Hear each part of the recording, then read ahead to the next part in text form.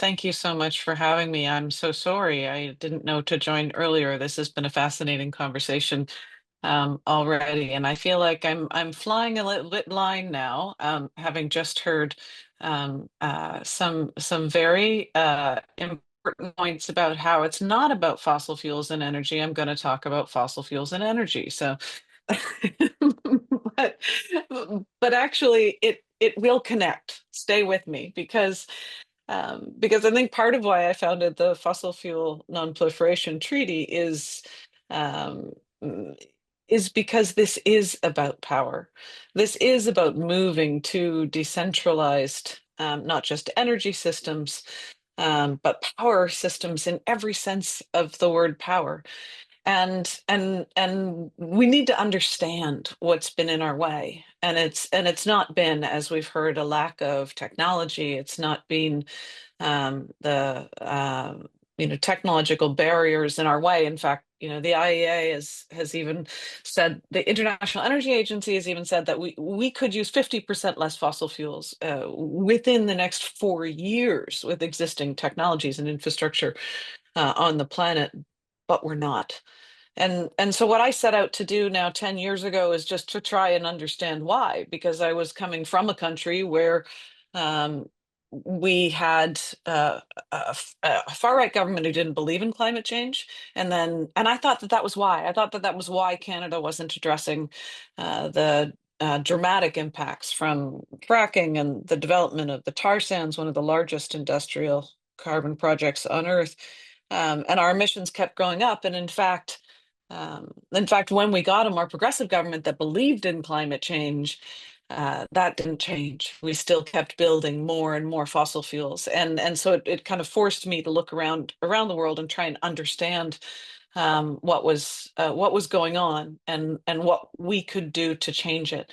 I don't disagree that we need different development models, and more than that, we need to be doing everything we can to be lifting up different value systems. We need, as President Petro, who you see in this picture, actually said in his speech when he endorsed the fossil fuel treaty, we need an economic system that values life over death, that values people and communities over profit.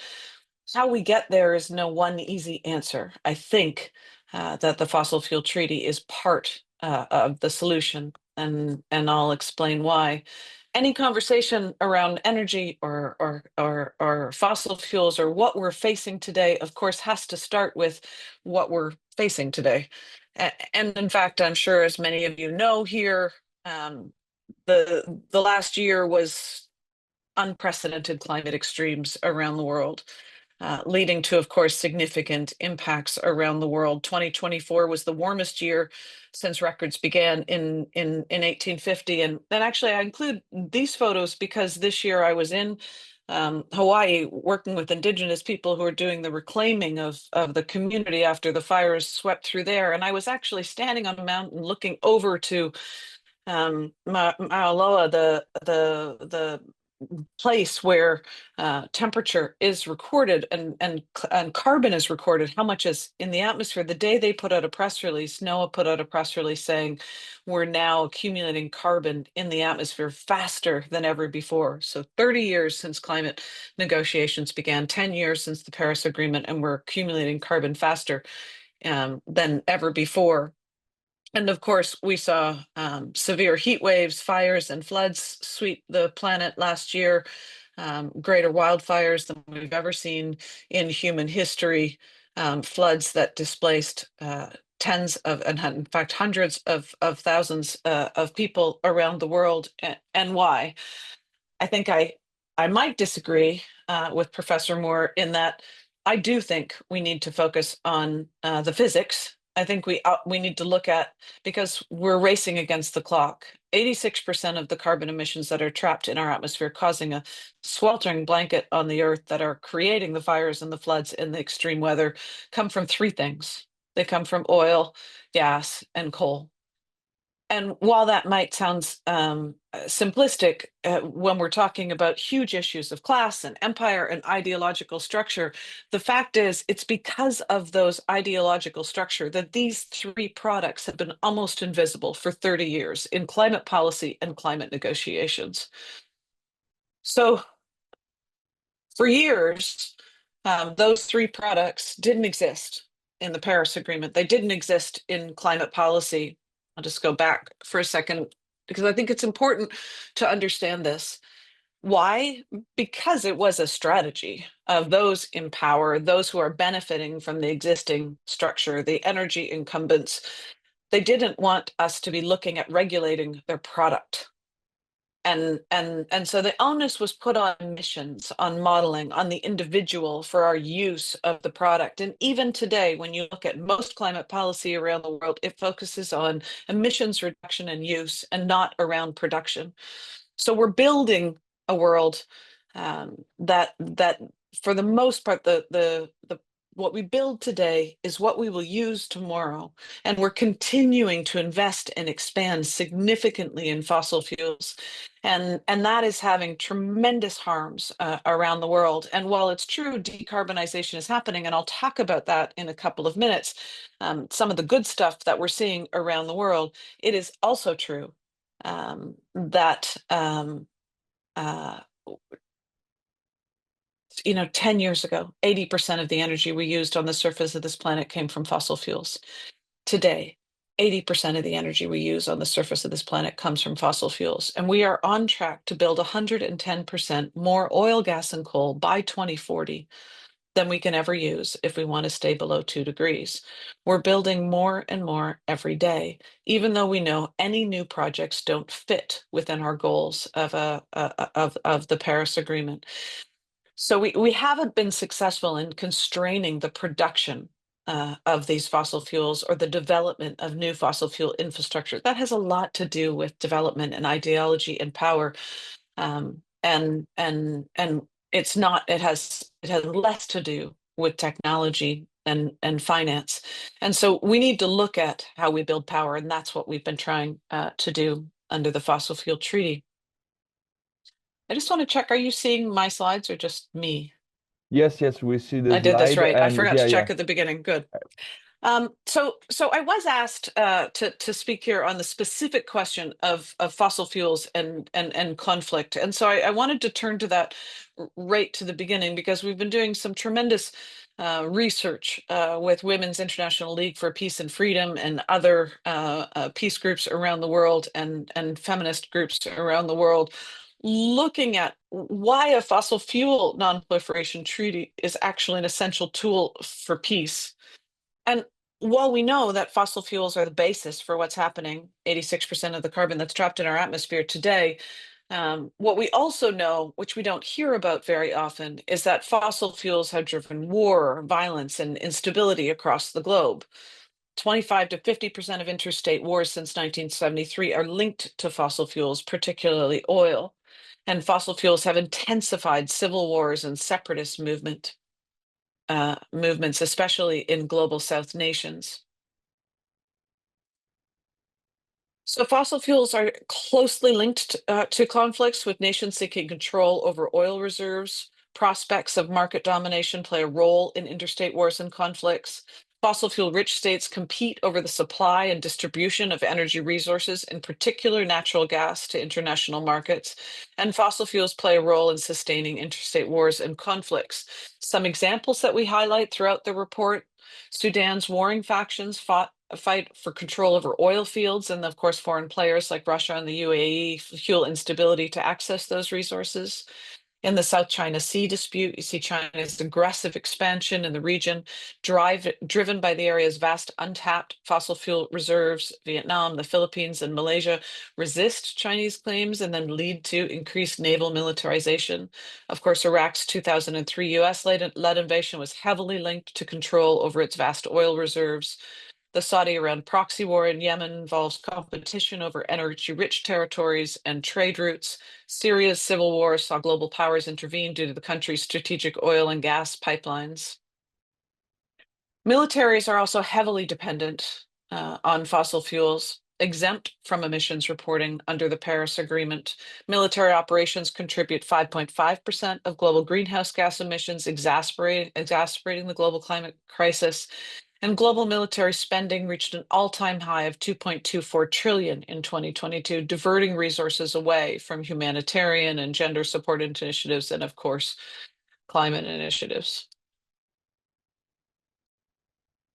In 2023 alone, Global Witness found that Russian crude oil to the European Union resulted in 1.1 billion in direct tax revenues. So the Russian invasion of Ukraine is financed by fossil fuel profits. These profits are enough to buy over 1,200 cruise missiles or 60,000 Shahed drones, both of which have been used to bomb cities and kill civilians across Ukraine. Russia seeks to allocate almost a third of its total state expenditures to the military and military-industrial complex in 2024, with a 70% increase in national defense spending compared to 2023.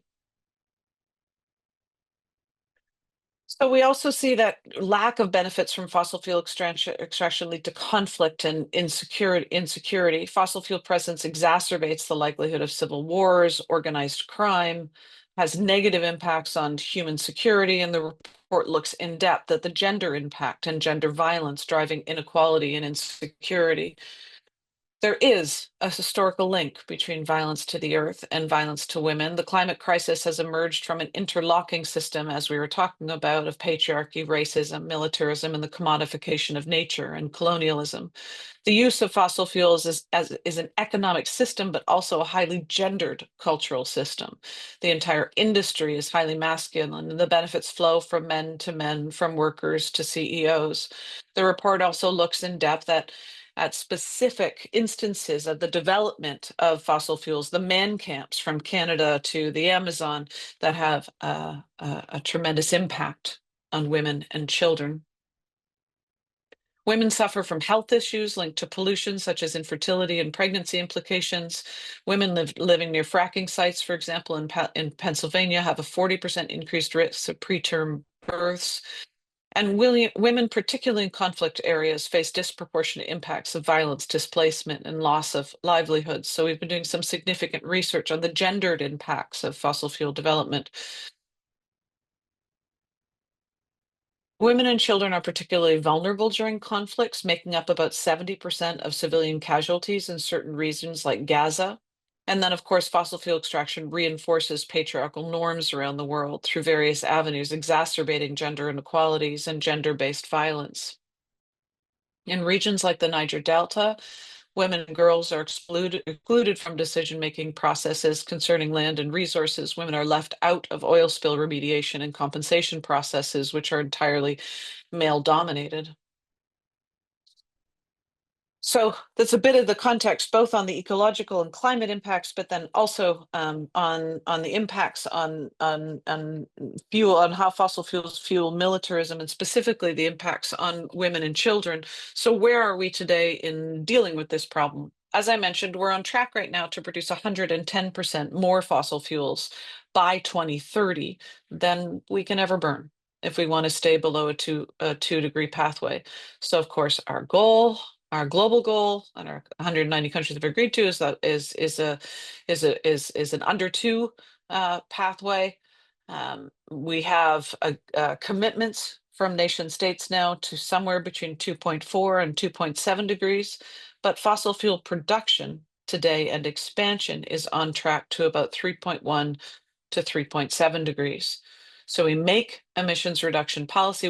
We design our policy to reduce demand and emissions, but it doesn't constrain supply. And then we just build more and more and more of the problem. Why doesn't it constrain supply? In part because the markets are completely distorted by trillions of dollars in fossil fuel subsidies. So we have enough. We have enough today under construction and already on the surface of the planet of oil, gas, and coal to take us well beyond 2 degrees. That's why we see reports in the last couple of years, even from the IEA, that there's no need for investment in new fossil fuel supply in a net zero pathway, and in fact in the IPCC that there no new fossil fuels projects actually fit within our goals. And yet every day, major countries are planning new expansion of new fossil fuel projects, and many of them, Australia, Canada, Norway, for example, claiming to be, and the US, of course, claiming to be climate leaders, but still building more problem. It's not a transition if we continue to grow the problem. It's been some kind of tortured groupthink that we've had for many, many years that has led to this production gap that somehow we can keep building more and more fossil fuels and address climate change. When I first started doing this research to try and look at what we were doing in international agreements, I was horrified when I searched the Paris Agreement and found that the words oil, gas, and coal and fossil fuels don't even exist within the world's international climate agreement. Of course, now, because of the push by civil society groups and the Fossil Fuel Non-Proliferation Treaty over the past 4 years, we now have an agreement, a recognition that we need a fossil fuel phase out. That happened in Dubai, only in opening text, not actually within the agreement. To date, there is no plan for the fossil fuel phase out. And I think it's quite dangerous, actually, when we say decarbonization will happen. It may happen because, in fact, renewables are cheaper in about 92% of the planet right now than fossil fuels. And there is double investment in renewables than there is in fossil fuels last year. But the fact is, that renewable investment is not displacing fossil fuels. This is the chart that shows you how much of what we use still comes from fossil fuels. That number at the bottom says 2021, but the figures are similar today. About 80% of what we use on the surface of the planet is still fossil fuels for our energy systems. And the atmosphere doesn't care how many solar panels we build. The atmosphere cares how many fossil fuel projects we don't.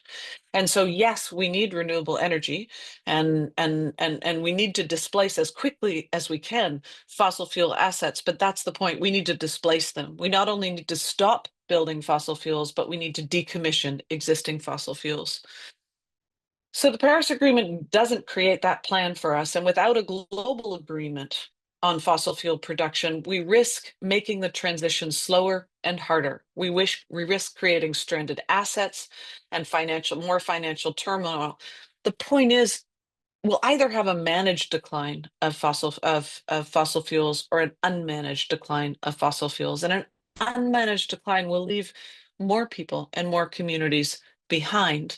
If we don't have a global agreement on fossil fuel production, it delays economic diversification, it delays renewable energy expansion, but most importantly, it creates lock-in, not just lock-in of existing infrastructure, because when you build a $40 billion pipeline, you don't build it just for this year, you build it for 40 years.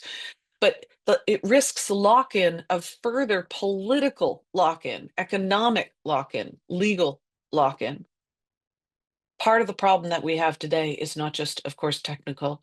It's that the fossil fuel industry has had a political stranglehold on our governments for many years. And you see that even in the Dubai text. We have a fossil fuel phase out that's acknowledged now, but only unabated fossil fuels. Well, what does that word even mean when over 80% of the carbon capture and storage promises that have been made within the last 10 years have underperformed dramatically? What does it mean when in fact billions of dollars have been gone into the abatement of fossil fuels, but it's not working? It is cheaper to actually build solutions and renewable energy infrastructure, and that infrastructure, as it was mentioned, can be dispersed. It can be decentralized in a way that gives people the control that they need over their own energy and heating and electrification needs. It provides energy access, but that's exactly what the fossil fuel industry want. Because these oil companies will never become renewable energy companies. They're not going to be managing their own decline.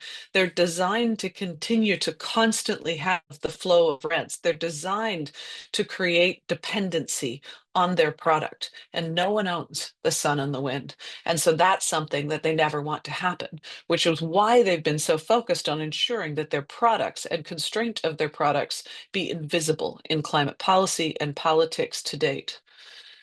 The first to propose an actual moratorium or a ban on fossil fuels with Pacific Island nations as early as 2016 in the Suva Declaration, which is part of what we studied. And of course, as I mentioned now, finally, we have a historic reference to fossil fuels in Dubai, but no plan for how we phase them out.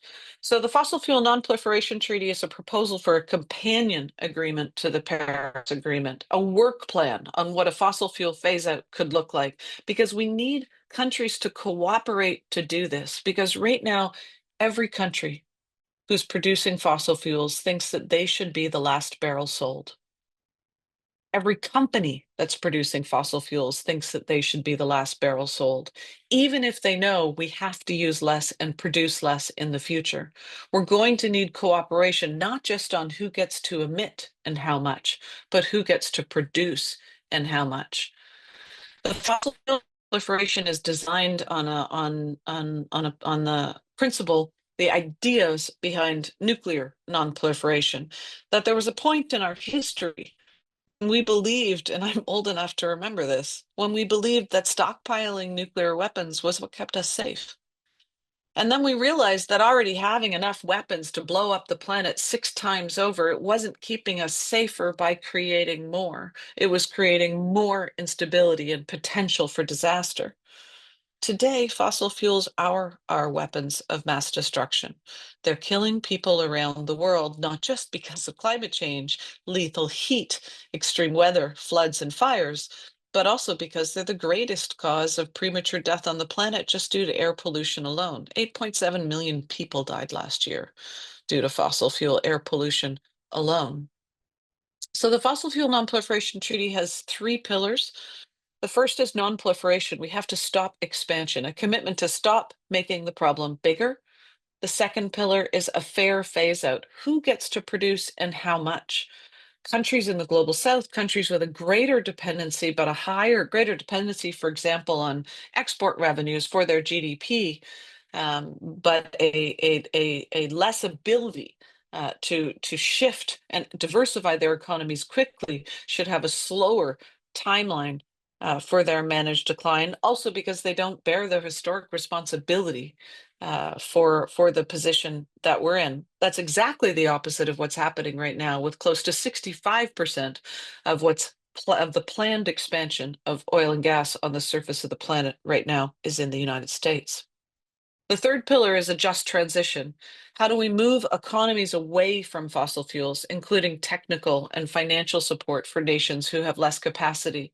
So you don't really need, this is complicated, but we supported the Civil Society Equity Review in producing several reports looking at how could a production decline be managed as with principle of equity and fairness at its core. And part of doing that is looking at what would the phase out year be for each country that is producing fossil fuels, given their per capita dependency. We must deal with the financial underpinnings of the development models that we live in order to constrain fossil fuels so that we have a livable planet. The best example of this that I can think of is Ecuador, because Ecuador, of course, is drilling for new oil right in the heart of the Amazon just to feed their debt. If Ecuador is going to stop expanding fossil fuel production, they're going to need support for their debt. They're going to need debt forgiveness or debt for renewable swaps.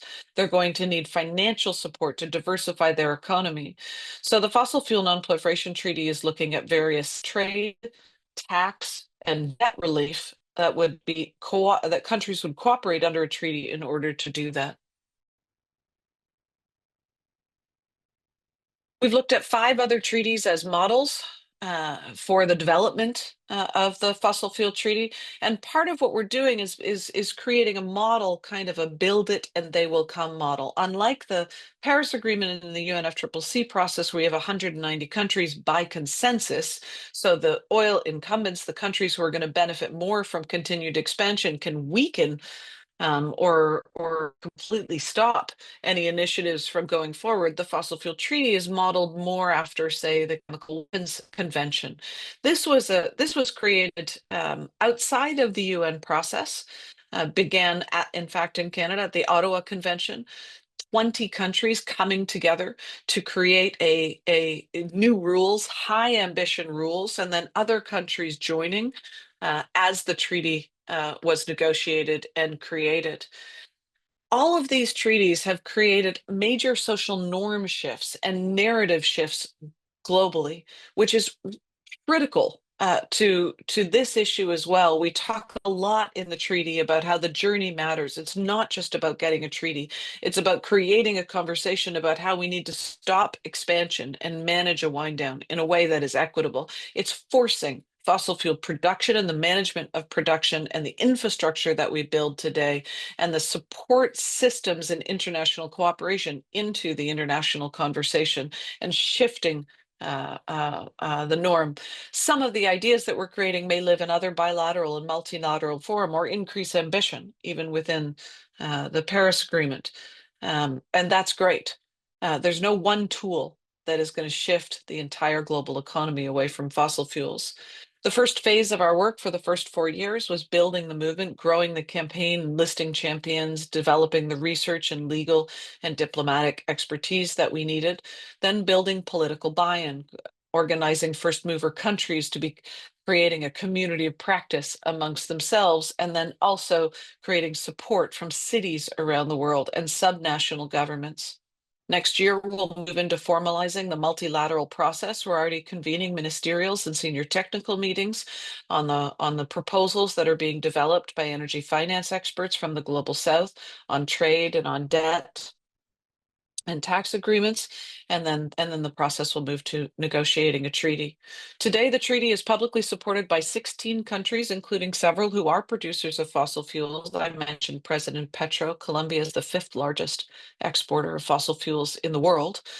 And when he announced his support for the fossil fuel treaty, he said, "We know that every day we make the problem worse, but we can't stop. We can't do it alone. We're going to need international cooperation in order to ensure a wind down of fossil fuel production." So we have 16 countries who are participating in the development negotiations. We have another 10 who are observers to the development of the process and negotiations. We now have 3,700 civil society organizations from 118 countries, including institutions and businesses, who have endorsed the idea of a fossil fuel treaty. In fact, we have 127 cities and subnational governments, 1 million individuals, 800 individual parliamentarians from around the world, over 3,000 scientists, academics, and most recently, our business initiative has welcomed 25 banks who are endorsing the call to end expansion of fossil fuels and create a fossil fuel treaty. We've been developing a body of knowledge.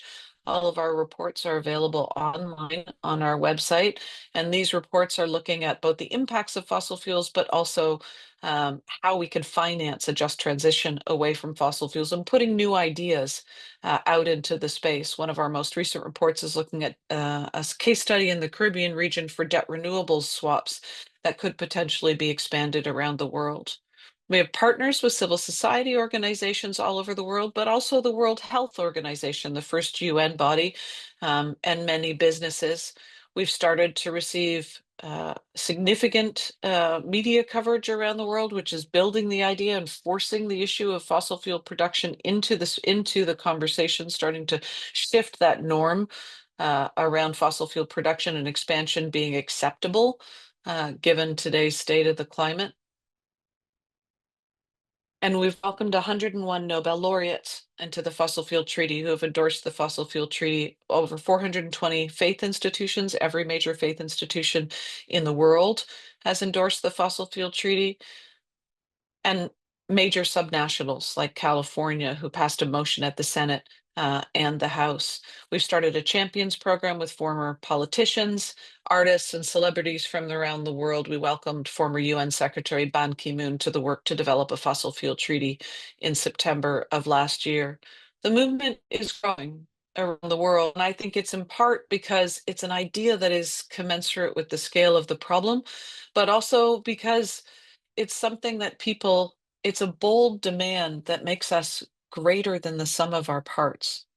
For decades, led in part by grassroots groups, frontline groups, and Indigenous leaders around the world, many of us have been fighting fossil fuel projects, from LNG project to pipeline to oil drilling.